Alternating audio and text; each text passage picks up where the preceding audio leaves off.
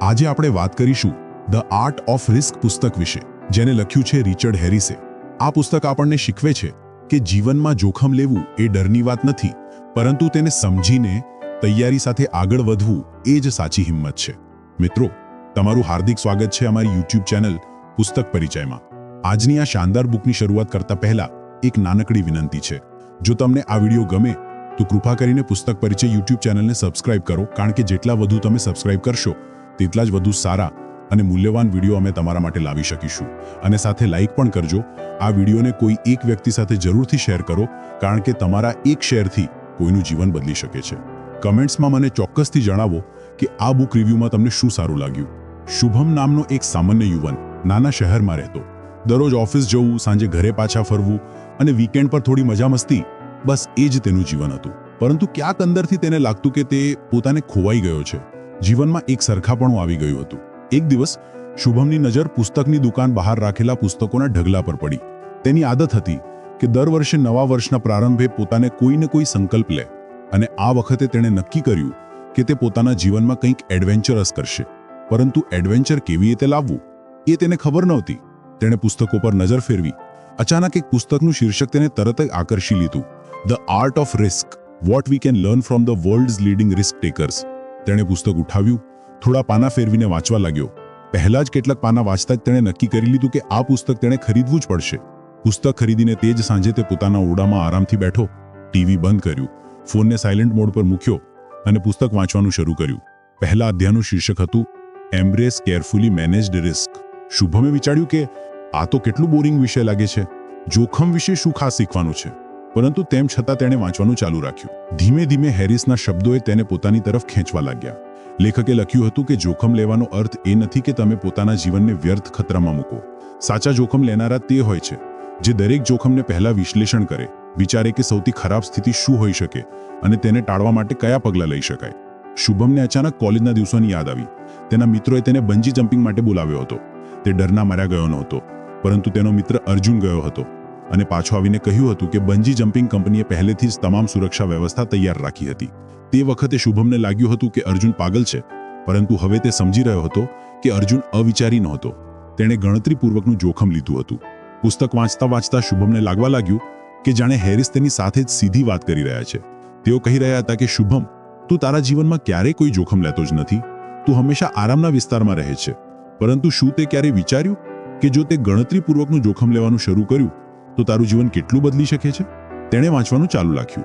પુસ્તકમાં એક પર્વતારોહીની વાર્તા હતી, જેણે માઉન્ટ એવરેસ્ટ પર ચડવાની તૈયારી કરી હતી. વર્ષોથી તાલીમ લીધી, પોતાના શરીરને અત્યંત પરિસ્થિતિઓ માટે તૈયાર કર્યું અને દરેક પગલે પોતાના નિર્ણયોનું મૂલ્યાંકન કર્યું. તેણે જોખમ લીધું, પરંતુ તે જોખમ આયોજિત હતું. એ જ કારણ હતું કે તે સફળ થયો. શુભમે પુસ્તક બંધ કર્યું અને વિચાર્યું કે શું હું પણ મારા જીવનમાં આવું કંઈ કરી શકું? તેણે આંખો બંધ કરી અને પોતાની જાતને પૂછ્યું, મારો સૌથી મોટો ડર શું છે, જેને હું હંમેશા ટાળું છું? જવાબ તરત જ આવ્યો, નિષ્ફળતા. હું દરેક વસ્તુને એટલે જ ટાળું છું કારણ કે મને ડર લાગે છે કે હું નિષ્ફળ થઈ જઈશ. પરંતુ હેરિસ તો એ જ કહી રહ્યા હતા કે નિષ્ફળતાથી ડરવાને બદલે તેનું વિશ્લેષણ કરવું જોઈએ. વિચારવું જોઈએ કે સૌથી ખરાબ સ્થિતિ શું હોઈ શકે. જો હું તેની તૈયારી કરી લઉં તો કદાચ હું જીતી જાઉં. તે જ ક્ષણે તેણે નિર્ણય કર્યો કે તે પોતાના જીવનમાં એક નાનું પરંતુ અર્થપૂર્ણ જોખમ લેશે. પરંતુ કયું? તેણે પોતાની ડાયરી કાઢી અને તે વસ્તુઓની યાદી બનાવવાની શરૂ કરી જે તે હંમેશા કરવા માંગતો હતો, પરંતુ ડરના કારણે ક્યારેય કરી નહોતી. પહેલી વસ્તુ જે તેણે લખી તે હતી પોતાનો વ્યવસાય શરૂ કરવો. શુભમને હંમેશા ફોટોગ્રાફીનો શોખ હતો. તે વિચારતો હતો કે જો તે ફ્રીલાન્સ ફોટોગ્રાફર બને તો તેની સર્જનાત્મકતાને નવી ઉડાન મળશે. પરંતુ પછી મનમાં પ્રશ્ન આવતો, જો ક્લાયન્ટ્સ ન મળે તો? જો હું નિષ્ફળ થઈ ગયો તો? જો હું પૈસા કમાઈ ન શક્યો તો? પરંતુ આ વખતે શુભમે કંઈક અલગ કર્યું. તેણે પોતાની યાદીની નીચે લખ્યું, what's the worst that food happen. તેણે પોતાના સૌથી ખરાબ ડર લખ્યા. 1. ક્લાયન્ટ્સ નહીં મળે. 2. આર્થિક સંઘર્ષ કરવો પડશે. 3. લોકો મજાક ઉડાવશે. અને પછી તેણે દરેક ડરને સંબોધિત કરવાનું શરૂ કર્યું. તેણે વિચાર્યું, જો ક્લાયન્ટ્સ ન મળે તો હું શરૂઆતમાં મારા મિત્રો અને પરિવાર માટે મફતમાં શૂટ કરી શકું. તેનાથી મારું પોર્ટફોલિયો તૈયાર થશે. જો આર્થિક સંઘર્ષ થશે તો હું પાર્ટ ટાઈમ નોકરી કરી શકું. અને લોકો મજાક ઉડાવશે તો તેમને કરવા દો. મારું જીવન મારા માટે છે, તેમના માટે નહીં. અત્યાર સુધી જે વાતો માત્ર તેના વિચારોમાં હતી તે પહેલીવાર ક્રિયામાં બદલાવા લાગી. બીજા દિવસે તેણે પોતાની બચતમાંથી એક સારો કેમેરા ખરીદ્યો. તે થોડો ડરી રહ્યો હતો, પરંતુ હેરિસના શબ્દો તેને પ્રેરણા આપી રહ્યા હતા. Confidence comes from preparation. તેણે પોતાના શહેરમાં એક નાના બગીચામાં જઈને પ્રેક્ટિસ કરી. પ્રકૃતિના શોટ્સ લીધા, બાળકોને કેન્ડિડ ફોટો ખેંચી અને ધીમે ધીમે તેને લાગવા લાગ્યું કે ફોટોગ્રાફી તેની સાચી કોલિંગ છે. કેટલાક અઠવાડિયા પછી તેના એક મિત્રની લગ્ન હતી. મિત્રએ આકસ્મિક રીતે કહ્યું, શુભમ, અમારા લગ્નના ફોટોગ્રાફરે છેલ્લી ઘડીએ ના પાડી દીધી. શું તું અમારી કેટલીક તસવીરો લઈ શકે? શુભમે એક ક્ષણ વિચાર્યું કે ના પાડી દઉં, પરંતુ પછી તેણે હેરિસના પુસ્તકનો પહેલો પાઠ યાદ કર્યો, કેરફુલી મેનેજ્ડ રિસ્કને સ્વીકારો. તેણે પોતાની જાતને કહ્યું, તૈયારી તો મેં કરી જ છે. સૌથી ખરાબ શું થઈ શકે? જો ફોટો સારા ન આવે તો આ લોકો મને ઠપકો આપશે, પરંતુ ઓછામાં ઓછું મને શીખવાનો એક મોકો તો મળશે. જો તમને અમારી મફત સારાંશ ગમતી હોય તો તમે અમારી ચેનલને સબસ્ક્રાઇબ કરી શકો છો, અમારી મેમ્બરશિપ ખરીદી શકો છો અથવા યુપીઆઈ દ્વારા અમને સપોર્ટ કરી શકો છો. હવે સારાંશ પર પાછા ફરીએ. તેને હા કહી અને આખા લગ્નમાં ફોટોગ્રાફી કરી. જ્યારે તેણે ફોટો એડિટ કરીને મિત્રને મોકલ્યા તો તેમનો પ્રતિસાદ અપેક્ષા કરતાં વધુ હતો. મિત્રએ કહ્યું, શુભમ, આ તો અદ્ભુત છે. તે વ્યાવસાયિકોને પણ પાછળ છોડી દીધા. એ દિવસે શુભમને સમજાયું કે જોખમ લેવાનો અર્થ પોતાના જીવનને ખતરામાં મૂકવો નથી. તેનો અર્થ છે પોતાના ડરનો સામનો કરવો અને આયોજન તથા તૈયારી સાથે તેને જીતવો. વાર્તા અહીં સમાપ્ત નથી થતી. આ તો માત્ર શરૂઆત હતી. શુભમના મનમાં હવે ઘણા નવા પ્રશ્નો અને સ્વપ્નો હતા, અને પુસ્તકનો આગલો અધ્યાય તેને વધુ પ્રેરણા આપનારો હતો. શુભમ માટે હવે આ પુસ્તક માત્ર એક પુસ્તક નહોતું રહ્યું, તે એક સાથી બની ગયું હતું, જે તેને દરેક નવા પગલે માર્ગદર્શન આપી રહ્યું હતું. પહેલા પાઠથી મળેલા આત્મવિશ્વાસથી તેના જીવનમાં નવી ઉર્જા ભરાઈ ગઈ હતી.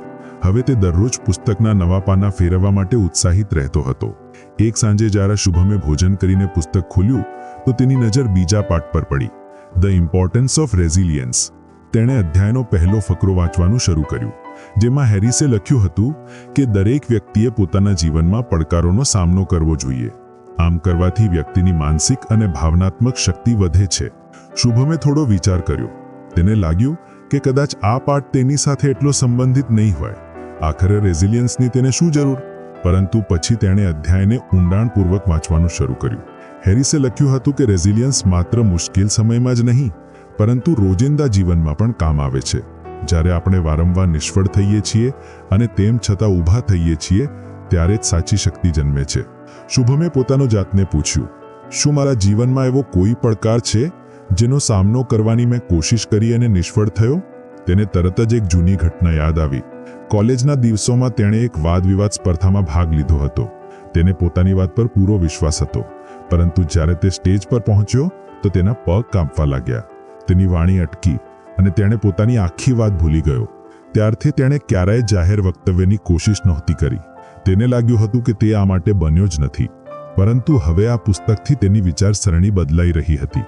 તેણે વાંચ્યું કે નિષ્ફળતાઓથી ભાગવાને બદલે તેમાંથી શીખવાની કોશિશ કરવી જોઈએ. આ આપણા આત્મવિશ્વાસને વધારે છે.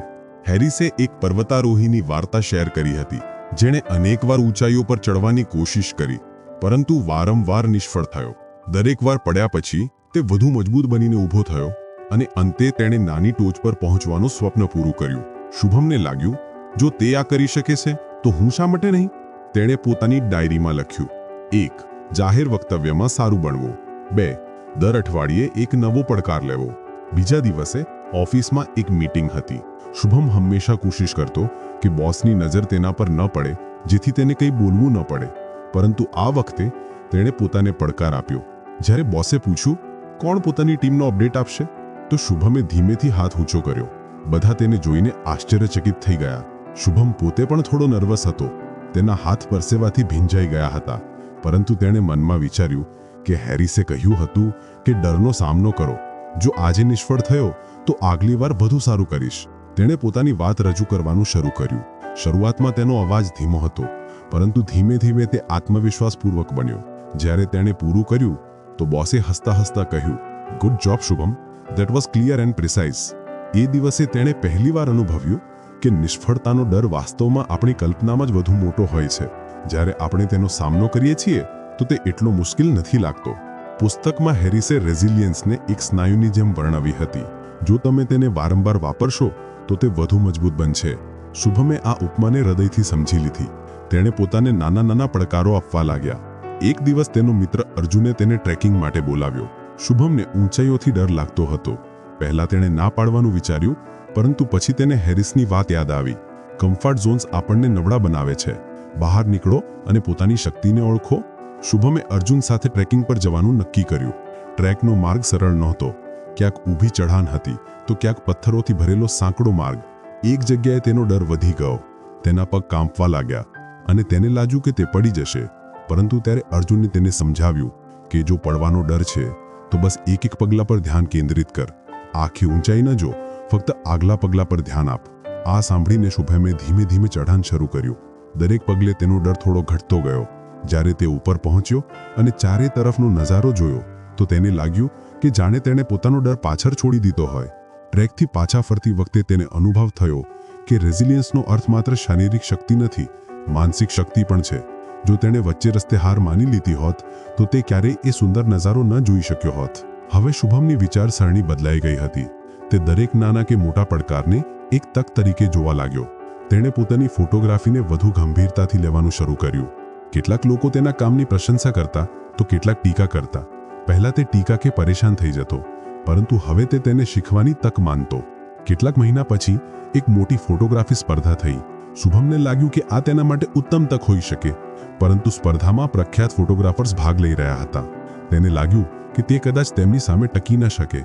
પરંતુ પછી તેને હેરિસના પુસ્તકનો બીજો પાઠ યાદ આવ્યો. સૌથી ખરાબ એ જ થશે કે મારું નામ યાદીમાં નહીં આવે, પરંતુ જે હું શીખીશ તે મને આગળ વધારશે. શુભમે પોતાની સૌથી ઉત્તમ ફોટો મોકલી. જ્યારે પરિણામ આવ્યું તો તેનું નામ વિજેતાઓની યાદીમાં ન હતું. તેને થોડી નિરાશા થઈ, પરંતુ તેણે હાર માનવાને બદલે સ્પર્ધાના ન્યાયાધીશોનો પ્રતિસાદ માંગ્યો. જ્યારે પ્રતિસાદ મળ્યો તો તેણે જોયું કે તેની ફોટોમાં લાઇટિંગ અને કમ્પોઝિશનમાં સુધારાની જરૂર હતી. તેણે તે જ દિવસથી તે વસ્તુઓ પર કામ કરવાનું શરૂ કર્યું. દરરોજ પ્રેક્ટિસ કરી. તેણે નાના નાના સ્થાનિક ફેસ્ટિવલ્સની ફોટોગ્રાફી શરૂ કરી અને દરબાર વધુ સારું થવાની કોશિશ કરી. પુસ્તકનો આ પાઠ હવે તેના જીવનનો ભાગ બની ગયો હતો. તેણે અનુભવ્યું કે રેઝિલિયન્સ માત્ર મોટી નિષ્ફળતાઓ માટે નથી, દરરોજની નાની નાની પડકારો માટે પણ જરૂરી છે. વાર્તા હવે અહીં સુધી પહોંચી હતી કે શુભમ દરરોજ પોતાનું વધુ સારું સ્વરૂપ બનવાની કોશિશ કરી રહ્યો હતો, પરંતુ હેરિસના પુસ્તકને બાકીના પાઠો પણ તેને કંઈક નવું શીખવાના હતા. શુભમના જીવનમાં હવે જાણે કે એક નવો અધ્યાય ખુલ્યો થયો હતો. દરરોજ તે પોતાને કંઈક નવું શોધતો હતો. જ્યારે પણ તેને કોઈ મુશ્કેલીનો સામનો કરવો પડતો તો તે પુસ્તકનો કોઈને કોઈ પાઠ યાદ કરતો અને તેમાંથી શીખવાની કોશિશ કરતો. હવે તે પુસ્તક તેના માટે માત્ર માર્ગદર્શક નહોતું, એક મિત્ર બની ગયું હતું. એક સાંજે જ્યારે ઓફિસથી પાછા ફરતી વખતે વરસાદ પડી રહ્યો હતો, શુભમે વિચાર્યું કે આજે તે પુસ્તકનો ત્રીજો પાઠ વાંચશે. ઘરે પહોંચીને તેણે ગરમ ચા બનાવી અને પોતાના પ્રિય ખૂણામાં બેઠો. તેણે પુસ્તકનો ત્રીજો પાઠ ખોલ્યો, understanding the line between reckless and courage. પહેલા જ ફકરામાં હેરિસે એક પ્રશ્ન પૂછ્યો હતો, શું તે ક્યારે વિચાર્યું છે કે તારા જીવનમાં એવી કઈ વસ્તુઓ છે જેને તું વગર વિચારે કરી નાખે છે, અને કઈ વસ્તુઓ છે જેને તું ડરના કારણે ક્યારેય કરવાની હિંમત નથી જુટાવી શકતો? શુભમને આ પ્રશ્ન ખૂબ જ રસપ્રદ લાગ્યો. તેણે પોતાની જાતને પૂછ્યું, શું હું ક્યારે અવિચારી રહ્યો છું, કે પછી હું હંમેશા એટલો સાવચેત રહું છું કે હિંમત બતાવવાનો મોકો જ નથી આપતો? હેરિસે લખ્યું હતું કે હિંમત અને અવિચારીપણા વચ્ચે ખૂબ જ પાતળી રેખા હોય છે. ઘણીવાર આપણે બીજાના કાર્યોને અવિચારી માની લઈએ છીએ, જ્યારે તેમના માટે તે ગણતરીપૂર્વકનું જોખમ હોય છે. આ બધું વ્યક્તિની માનસિકતા અને તૈયારી પર આધાર રાખે છે. શુભમને અચાનક પોતાના મિત્ર અર્જુનની યાદ આવી. અર્જુન એ જ હતો જેણે તેને ટ્રેકિંગ પર લઈ જવાની જીદ કરી હતી. અર્જુન વારંવાર ઉચ્ચ જોખમી સાહસો કરતો રહેતો, paragliding, skydiving, scuba diving. શુભમને હંમેશા લાગતું કે અર્જુન વ્યર્થ પોતાનો જીવ ખતરામાં મૂકે છે, પરંતુ હવે તેને સમજાયું કે કદાચ અર્જુન અવિચારી નહોતો, તે સાચી હિંમતથી પોતાની સીમાઓનું અન્વેષણ કરી રહ્યો હતો. આ વિચારથી શુભમ પોતાના કાર્યો પર પુનર્વિચાર કરવા મજબૂર થયો. તેણે વિચાર્યું કે હું મારા ડરને ઢાંકવા માટે બીજાની હિંમતને અવિચારી માનું છું, પરંતુ સત્ય એ છે કે હું પોતે ક્યારે મારી સીમાઓને આગળ ધકેલવાની કોશિશ જ નથી કરતો. આગલા કેટલાક દિવસો શુભમે આત્મનિરીક્ષણમાં વિતાવ્યા. તેણે પોતાની ડાયરીમાં 2 કોલમ બનાવ્યા. પહેલા કોલમનું નામ હતું things I avoid because of fear અને બીજાનું things I do without thinking. પહેલા કોલમમાં તેણે લખ્યું 1. ઊંચાઈ, 2. જાહેર વક્તવ્ય, 3. પોતાનો વ્યવસાય શરૂ કરવો.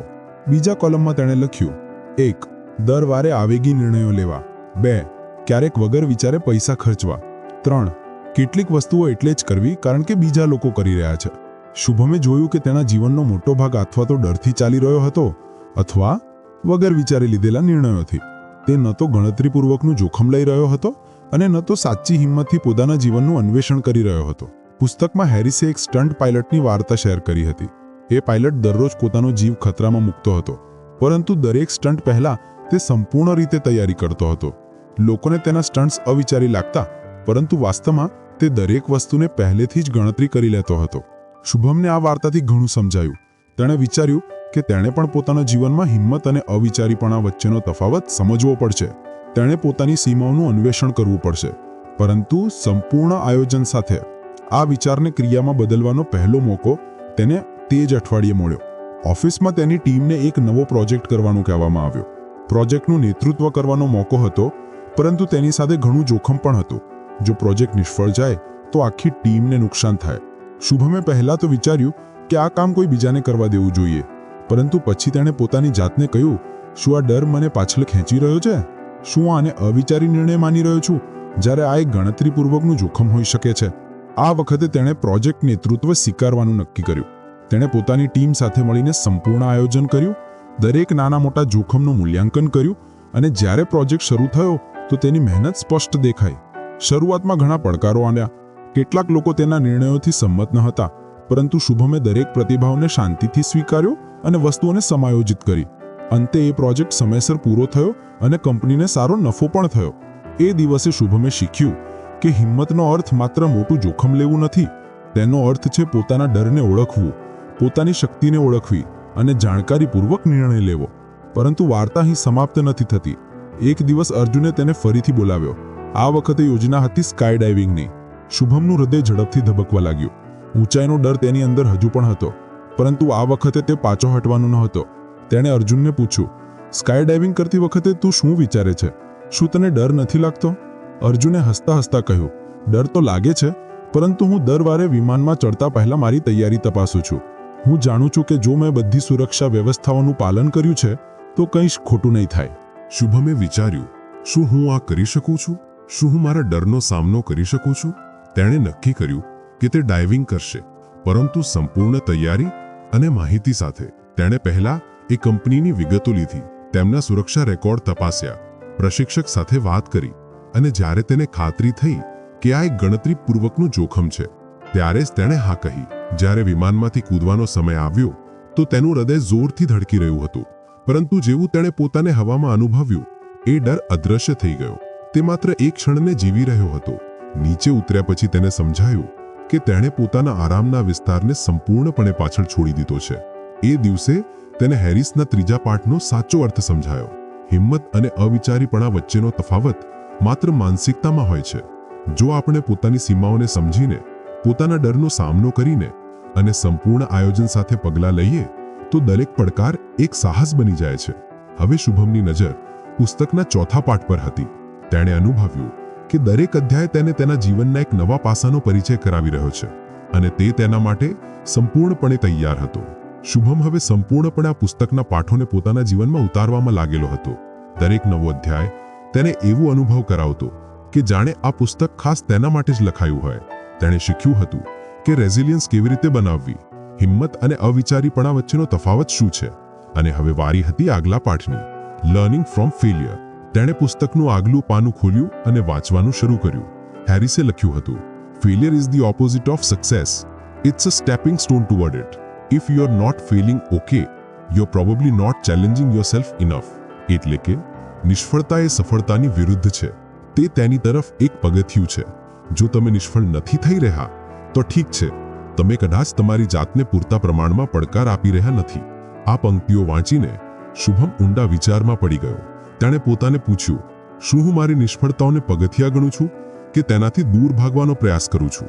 તેના મનમાં પહેલા એક જૂની ચર્ચા સ્પર્ધાની યાદો ફરી વળી, જ્યાં તેની હાર તેને કેટલી હદે ભાંગી ગઈ હતી કે તેણે ફરી ક્યારે સ્ટેજ પર પગ મૂકવાનો પ્રયાસ નહીં કર્યો. પછી તેને એક ફોટોગ્રાફી સ્પર્ધા યાદ આવી, જ્યાં હાર્યા પછી તેણે પ્રતિસાદ માંગ્યો અને પોતાની કુશળતા સુધારી. હેરિસે લખ્યું હતું કે નિષ્ફળતાથી ભાગવાને બદલે આપણે તેમાંથી શીખવાનો પ્રયત્ન કરવો જોઈએ. દરેક આંચકો આપણને કંઈક શીખવે છે. સૌથી મોટા જોખમ લેનારાઓએ તેમની નિષ્ફળતાઓ દ્વારા તેમની કુશળતાને વધુ સારી બનાવી છે.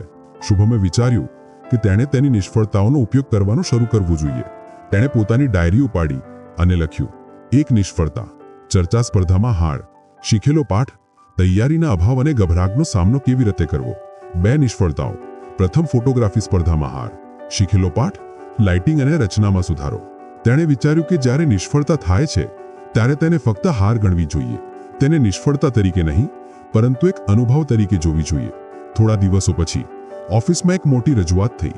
શુભમ તેની તૈયારી અને ડિલિવરીની જવાબદારી સંભાળતો હતો. તેણે સ્લાઇડ બનાવવા અને તેના મુદ્દાઓ ગોઠવવા માટે ખૂબ મહેનત કરી હતી. પરંતુ પ્રેઝન્ટેશનના દિવસે પ્રોજેક્ટરમાં કંઈક ખોટું થયું અને અડધી સ્લાઇડ્સ યોગ્ય રીતે પ્રદર્શિત ન થઈ. આનાથી શુભમનો લય ખલેલ પડ્યો અને તેનો આત્મવિશ્વાસ ડગમગ્યો.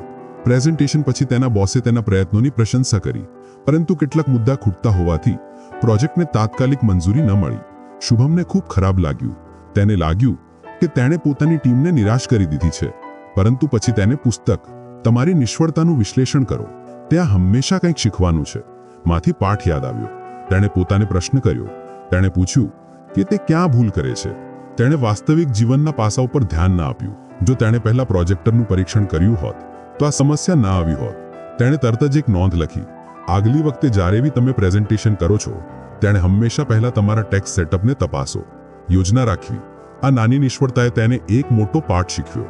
તેણે નક્કી કર્યું કે હવે તે પોતાની ભૂલોને અવગણશે નહીં, પરંતુ તેમને સુધારવાની તક માનશે. પુસ્તકમાં હેરિસે એક પર્વતારોહીની વાર્તા લખી હતી. એ આરોહીએ એકવાર યોગ્ય આયોજન વગર ઊંચી ટોચ પર ચઢવાની કોશિશ કરી અને નીચે પડી ગયો. એ અકસ્માત પછી તેણે ક્યારેય હાર ન માની. તેણે પોતાના આયોજન અને સાધનો પર ધ્યાન આપ્યું અને પોતાની વ્યૂહરચના બદલી. કેટલાક મહિના પછી તેણે એ જ ટોચ પર ચઢાઈ કરી અને સફળ થયો. હેરિસે લખ્યું હતું: failure doesn't define you, how you respond to it does. શુભમને આ વાત અંતર સુધી સ્પર્શી ગઈ. તેણે વિચાર્યું, જો એ આરોહીએ હાર માની લીધી હોત તો શું તે ક્યારેય એ ટોચ પર ચઢી શક્યો હોત? શુભમે પોતાની ફોટોગ્રાફીને પણ આ જ દ્રષ્ટિએ જોવાનું શરૂ કર્યું. તેણે સ્થાનિક પ્રદર્શનમાં પોતાની તસવીરો લગાવવાનું શરૂ કર્યું. એક પ્રદર્શનમાં એક વ્યક્તિએ તેની તસવીરની ટીકા કરી અને કહ્યું, આ કમ્પોઝિશન થોડું નબળું છે, પાછળનું દ્રશ્ય વધુ વિક્ષેપ પેદા કરે છે. પહેલા શુભમને થોડું ખરાબ લાગ્યું, પરંતુ પછી તેણે એ ટીકાને સકારાત્મક રીતે લીધી. તેણે આગલા અઠવાડિયે માત્ર કમ્પોઝિશન પર કામ કર્યું. તેણે અનેકવાર નિષ્ફળતા અનુભવી, પરંતુ દર વાર તેમાંથી કંઈક નવું શીખ્યું. ધીમે ધીમે તેની તસવીરો વધુ સારી થવા લાગી. એક દિવસ અર્જુન ફરીથી તેની પાસે આવ્યો. આ વખતે તેણે શુભમને એક સાયકલિંગ મેરેથોનમાં ભાગ લેવા કહ્યું. 100 કિલોમીટરનો માર્ગ હતો અને શુભમને સાયકલિંગનો વધુ અનુભવ નહોતો. તેને ડર લાગી રહ્યો હતો કે તે કદાચ આ પડકાર પૂરો ન કરી શકે. પરંતુ તેણે વિચાર્યું, જો હું નિષ્ફળ થયો તો ઓછામાં ઓછું મને મારી સીમાઓની ખબર પડશે અને હું આગલી વાર વધુ સારું કરી શકીશ. તેણે મેરેથોનમાં ભાગ લેવાનું નક્કી કર્યું. માર્ગ ઘણો કઠિન હતો. વચ્ચે શુભમને લાગ્યું કે તે કદાચ અંતિમ રેખા સુધી ન પહોંચી શકે, પરંતુ તેણે પોતાની જાતને કહ્યું, આ નિષ્ફળતા નથી, આ એક પ્રક્રિયા છે. દરેક પેડલ મને વધુ મજબૂત બનાવી રહ્યું છે. તે મેરેથોન પૂરી તો ન કરી શક્યો, પરંતુ તેણે 75 કિલોમીટરનો પ્રવાસ પૂરો કર્યો. તેને ઘૂંટણ દુખવા લાગ્યા, પરંતુ તેનું હૃદય ગર્વથી ભરાઈ ગયું. તેણે અર્જુનને કહ્યું, હું આજે અંતિમ રેખા સુધી ન પહોંચ્યો, પરંતુ આગલી વાર જરૂર પહોંચીશ. આજે મેં શીખ્યું કે મારી સહનશક્તિને વધારવાની જરૂર છે. હેરિસે પુસ્તકમાં લખ્યું હતું, the most successful people aren't afraid to fail, they are afraid of not trying at all. આ વાત શુભમના હૃદયમાં વસી ગઈ. તેણે નક્કી કરી લીધું કે તે દરેક નિષ્ફળતાને એક તક માનશે, જેનાથી તે વધુ સારો બની શકે. કેટલાક મહિના પછી તેણે ફોટોગ્રાફીની એક મોટી સ્પર્ધામાં ફરીથી ભાગ લીધો. આ વખતે તેની તસવીરોને વાહવા મળી, પરંતુ શુભમ જાણતો હતો કે આ જીત તેની નિષ્ફળતાઓના કારણે જ શક્ય બની છે. જો તેણે હાર માની લીધી હોત તો કદાચ તે અહીં સુધી ન પહોંચ્યો હોત. શુભમની વાર્તા હવે એ સ્થળે પહોંચી હતી જ્યાં નિષ્ફળતા તેનો ડર નહીં, પરંતુ તેનો ગુરુ બની રહી હતી. પરંતુ હેરિસના પુસ્તકમાં હજુ ઘણા પાઠો હતા અને શુભમ જાણતો હતો કે તે દરેકમાંથી કંઈક નવું શીખવાનો છે. શુભમના જીવનમાં હવે પુસ્તક ધી આર્ટ ઓફ રિસ્ક માત્ર વાંચનનું સાધન ન હતું, તે તેના જીવનને બદલી નાખનાર માર્ગદર્શક બની ગયું હતું. દરેક નવો પાઠ તેને તેના જીવનના કોઈને કોઈ ભાગને સમજવાનો અને સુધારવાનો મોકો આપતો હતો. હવે તે પુસ્તકના અગલા અધ્યાય પર આવ્યો, જેનું શીર્ષક હતું the value of community and shared experience. આ અધ્યાયની શરૂઆત એક વાક્યથી થઈ જે શુભમને સીધું હૃદયમાં વાગી. કોઈ એકલું સફળ નથી થતું. દરેક મહાન સાહસિક અને જોખમ લેનાર પાછળ એક મજબૂત સમુદાય હોય છે, જે તેને ઊંચકે છે. શુભમે ઊંડો શ્વાસ લીધો અને વિચાર્યું, શું મારા જીવનમાં એવો કોઈ સમુદાય છે? શું મારી પાસે એવા લોકો છે જે મને સમર્થન આપે, જેમાંથી હું શીખી શકું? પુસ્તકમાં હેરિસે અનેક જોખમ લેનારાઓની વાર્તાઓ શેર કરી હતી, જેમણે પોતાના અનુભવો વહેંચીને માત્ર બીજાની મદદ જ ન કરી, પરંતુ પોતાને પણ વધુ સારા બનાવ્યા. તેમાંથી એક વાર્તા એક રોક ક્લાઇમ્બરની હતી, જે હંમેશા એકલો ચઢાણ કરતો હતો. પરંતુ એકવાર તેણે જોયું કે તેની એક સાથી આરોહક, જે ઓછા અનુભવી હતી, તેને જોઈને વધુ સારી બની રહી હતી. તેમણે સાથે મળીને ચઢાણ કર્યું અને એકબીજાથી શીખતા એક મોટી ટોચ પર સફળતા મેળવી. શુભમને આ વાર્તા ઘણી સંબંધિત લાગી. તેણે અનુભવ્યું કે તે હંમેશા પોતાના પડકારોને એકલું જ સામનો કરવાની કોશિશ કરે છે. પછી એ ભલે ઓફિસની સમસ્યા હોય, ફોટોગ્રાફીનો કોઈ પ્રોજેક્ટ હોય કે જીવનના કોઈ બીજા પાસાનો ડર, તેને સમજાયું કે કદાચ તે બીજાની મદદ લેવાથી ડરે છે. એ દિવસે તેણે નક્કી કર્યું કે હવે તે પોતાની આસપાસના લોકો સાથે જોડાવાની કોશિશ કરશે. તેણે પોતાના ફોટોગ્રાફી ગ્રુપમાં વધુ સક્રિયપણે ભાગ લેવાનું શરૂ કર્યું. ત્યાં તેણે અનેક નવા લોકોને મળ્યા, જેમની પાસે વિવિધ દ્રષ્ટિકોણ અને તકનીકો હતી. એક દિવસ એ ગ્રુપે એક આઉટડોર ફોટોગ્રાફી ટ્રીપનું આયોજન કર્યું. તે એક દૂરના ગામમાં જવાનું હતું, જ્યાં પ્રકાશ અને છાયાનું રમત ઘણો પડકારજનક હતું. પહેલા શુભમને લાગ્યું કે તે એકલો જ આ ટ્રીપ પર જશે અને પોતાની તસવીરો ક્લિક કરશે. પરંતુ તેણે પોતાની જાતને કહ્યું, જો હું બીજા સાથે રહીશ તો કદાચ કંઈક નવું શીખવા મળશે. ત્યાં પહોંચ્યા પછી શુભમે જોયું કે દરેક ફોટોગ્રાફરનો પોતાનો એક અલગ ઢંગ હતો. કોઈ કોમ્પોઝિશન પર ધ્યાન આપી રહ્યો હતો, તો કોઈ માત્ર કાળા સફેદ શોટ્સ લઈ રહ્યો હતો. શુભમે તેમની સાથે વાત કરી અને તેમની તકનીકોને નિહાળી. તેણે અનુભવ્યું કે તેમની સાથે કામ કરવાથી તેની પોતાની વિચારસરણી અને ફોટોગ્રાફી શૈલીમાં ઘણો સુધારો થઈ શકે છે. એક દિવસે એક વરિષ્ઠ ફોટોગ્રાફરે તેને એક નાની સલાહ આપી. ક્યારેક તસવીરમાં અપૂર્ણતા જ તેને વિશેષ બનાવે છે. દર વાર સમાનતા કે પરિપૂર્ણતાના પીછે ન દોડો. આ સાંભળીને શુભમના મનમાં એક નવો દ્રષ્ટિકોણ આવ્યો. તેણે એ દિવસે કેટલીક અપૂર્ણ પરંતુ શક્તિશાળી તસવીરો ક્લિક કરી, જે પછીથી ઘણી પ્રશંસા પામી. હેરિસે પુસ્તકમાં લખ્યું હતું, a community isn't just a safety net, it's a source of inspiration and growth. આ વાક્ય શુભમના મનમાં વારંવાર ગુંજી રહ્યું હતું. તેણે અનુભવ્યું કે તેના જીવનમાં માત્ર વ્યાવસાયિક સમુદાય જ નહીં, વ્યક્તિગત સમર્થન વ્યવસ્થા પણ જરૂરી છે. તેણે પોતાના મિત્રો સાથે વધુ સમય વિતાવવાનું શરૂ કર્યું. અર્જુન સાથે તેણે પોતાના ડર અને નિષ્ફળતાઓ વિશે ખુલ્લેઆમ વાત કરી. અર્જુને તેણે પોતાની કેટલીક નિષ્ફળતાઓ વિશે કહ્યું અને બોલ્યો, શુભમ, તને ખબર છે, હું પણ દર વાર સફળ નથી થતો, પરંતુ જ્યારે મારી પાસે મારા મિત્રોનો સાથ હોય છે તો દરેક નિષ્ફળતા મને ઓછું દુઃખ આપે છે. શુભમે વિચાર્યું કે તે હંમેશા પોતાની સમસ્યાઓને એકલો જ ઉકેલવાની કોશિશ કરતો રહ્યો છે, પરંતુ કદાચ આ સમય હતો કે તે બીજાને પોતાના જીવનમાં સામેલ કરે. કેટલાક દિવસો પછી ઓફિસમાં એક નવો પ્રોજેક્ટ આવ્યો. આ સહયોગી પ્રોજેક્ટ હતો, જેમાં અનેક વિભાગોને સાથે મળીને કામ કરવું પડતું હતું. શુભમને તેમાં ટીમનો ભાગ બનાવવામાં આવ્યો. પહેલા તે થોડો અચકાયો, કારણ કે તે એકલા કામ કરવાનો આદી હતો, પરંતુ આ વખતે તેણે સભાનપણે ટીમમાં ભળી જવાની કોશિશ કરી. તેણે અનુભવ્યું કે દરેક વ્યક્તિ પોતાની શક્તિ લઈને આવ્યો હતો. કોઈ આંકડાઓમાં સારો હતો, તો કોઈ સર્જનાત્મક વિચારોમાં. શુભમે જોયું કે ટીમ સાથે કામ કરવાથી માત્ર તેનું કામ સરળ જ ન થયું, પરંતુ તેને પોતાની નબળાઈઓ પર કામ કરવાનો મોકો પણ મળ્યો. પ્રોજેક્ટ પૂરો થયા પછી શુભમને બોસે બોલાવીને કહ્યું, આ વખતે ટીમ વર્કને કારણે અમારો પ્રોજેક્ટ આટલો સરળતાથી ચાલ્યો. શુભમ, તે ટીમને જોડી રાખવામાં મહત્વની ભૂમિકા ભજવી. તેણે અનુભવ્યું કે એકલા કામ કરવાથી તે કદાચ એટલો ઉત્પાદક અને પ્રભાવશાળી ન બની શક્યો હોત. પુસ્તકમાં હેરિસે એક વધુ મહત્વની વાત કહી હતી, shared experiences create strong bonds. શુભમે આને પોતાના જીવનમાં અમલમાં મૂકવાનું નક્કી કર્યું. તેણે અર્જુન સાથે વીકેન્ડ ટ્રેક શરૂ કર્યા. તેમની સાથે વધુ લોકો પણ જોડાવા લાગ્યા. દરેક ટ્રેક પર કોઈને કોઈ નવી સમસ્યા આવતી, જેને તેઓ સાથે મળીને ઉકેલતા. એકવાર તેઓ એક કઠિન માર્ગ પર અટવાઈ ગયા. વરસાદ શરૂ થઈ ગયો હતો અને તેમને ખબર ન હતી કે આગળનો માર્ગ કેવી રીતે પસાર કરવો. અર્જુને બધાને શાંત કર્યા અને ટીમ સાથે મળીને આગળનો માર્ગ નક્કી કર્યો. એ શુભમે શીખ્યું કે જ્યારે લોકો સાથે આવે છે તો કોઈ પણ મુશ્કેલીનો ઉકેલ શોધી શકાય છે. ધીમે ધીમે શુભમના જીવનમાં એક મોટો ફેરફાર આવવા લાગ્યો. તેણે અનુભવ્યું કે તે હવે વધુ આત્મવિશ્વાસપૂર્ણ, ખુલ્લો અને જોડાયેલો અનુભવે છે. એક દિવસ જ્યારે તે પોતાના ફોટોગ્રાફી ગ્રુપ સાથે બેઠો હતો, તો કોઈએ તેને પૂછ્યું, શુભમ, તારી ફોટોગ્રાફીમાં હવે એક અલગ ઊંડાણ કેમ દેખાય છે? શુભમે હસતા જવાબ આપ્યો, કારણ કે હવે હું એકલો નથી શીખતો, હું બીજા સાથે શીખું છું. તેમની વાર્તાઓ, તેમના અનુભવો મારી તસવીરોમાં ઝલકે છે. એ દિવસે તેને હેરિસના આ પાઠનો સાચો અર્થ સમજાયો. સમુદાય માત્ર સમર્થન વ્યવસ્થા નથી, તે એક અરીસો છે જે આપણને આપણી સાચી ક્ષમતા બતાવે છે. હવે શુભમ આગલા પાઠને વાંચવા તૈયાર હતો. તેને ખબર હતી કે આ પુસ્તક તેને દરવાર એક નવી દિશા બતાવશે અને તેના જીવનને વધુ સારું બનાવશે. શુભમનું જીવન હવે સંપૂર્ણપણે બદલાઈ ગયું હતું. દરેક નવા દિવસ સાથે તે પોતાને વધુ સારો અને મજબૂત અનુભવતો હતો. પુસ્તક ધ આર્ટ ઓફ રિસ્કનો દરેક પાઠ તેના જીવનમાં નવી પ્રકાશ લાવી રહ્યો હતો. હેરિસના આગલા પાઠ the value of community and shared એક્સપિરિયન્સે તેની વિચારસરણીને વધુ ઊંડાણ આપ્યું. શુભમે અનુભવ્યું કે દર વાર જ્યારે તે બીજા સાથે જોડાય છે, તેમની વાર્તાઓ સાંભળે છે કે તેમના અનુભવોથી શીખે છે, તો તે પોતાને વધુ સમૃદ્ધ અને સક્ષમ અનુભવે છે. પહેલા જે પડકારો તેને પર્વત જેવા લાગતા હતા, હવે તે માત્ર માર્ગના પથ્થર બની ગયા હતા.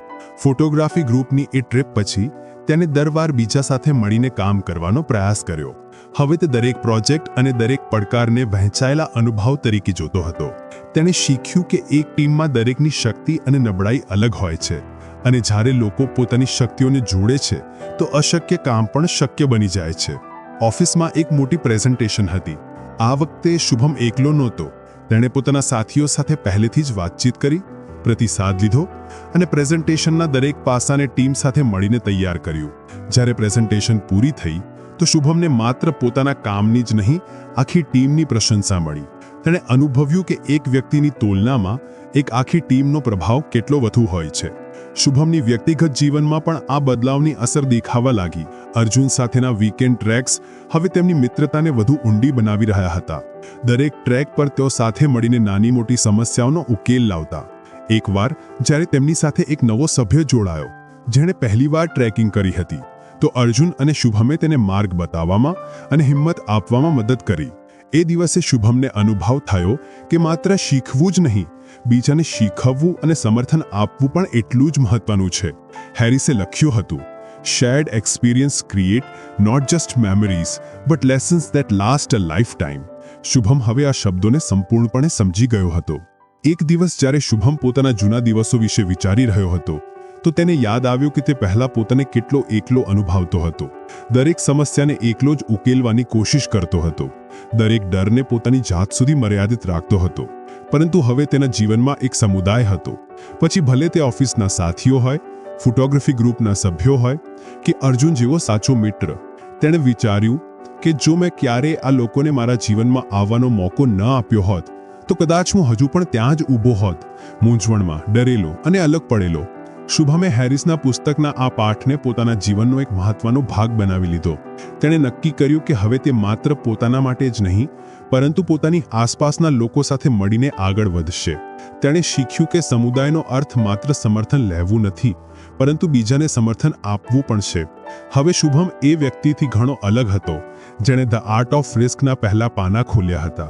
પરંતુ તેને ખબર હતી કે આ પ્રવાસ હજુ પૂરો નથી થયો. હેરિસના પુસ્તકમાં હજુ ઘણા પાઠો હતા અને શુભમ તે બધાને પોતાના જીવનમાં અપનાવવા તૈયાર હતો. વાર્તા અહીં સમાપ્ત થતી નથી, કારણ કે શુભમના જીવનના દરેક નવા પગલે, દરેક નવા અનુભવમાં અને દરેક નવા સંબંધમાં આ શીખો તેને વધુ સારો બનાવતી રહેશે. આ બુક રિવ્યૂને અંત સુધી જોવા માટે તમારો ખૂબ ખૂબ આભાર. હવે તમારે 3 વસ્તુઓ કરવાની છે.